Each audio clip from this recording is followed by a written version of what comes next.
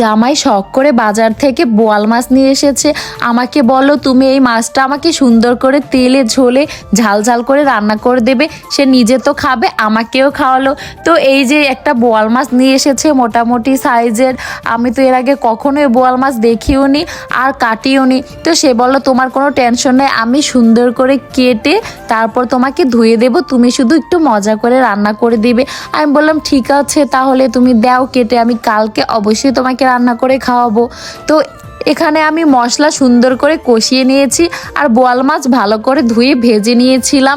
এখন হচ্ছে আমি একদম কষিয়ে সুন্দর করে ভুনা করে দিব তাকে। টমেটোও দিয়ে দিয়েছি। আপনাদের যদি রেসিপির দরকার হয় অবশ্যই কমেন্ট করবেন। আর এই যে দেখুন একটা নাগামরিচও নিয়ে নিয়েছে। মজা করে 3 প্লেট ভাত খেয়েছে এই বোয়াল মাছ দিয়ে। আর আমাকে বলো তুমি কেন ভাত থাকবে, তুমিও খাও। এরকম করলে আমি কখনোই ডায়েট করতে পারবো না। দেখুন গালগুলো কেমন গুলুগুলো হয়ে গেছে। যাই হোক, মাছটা কিন্তু অনেক মজা হয়েছিল।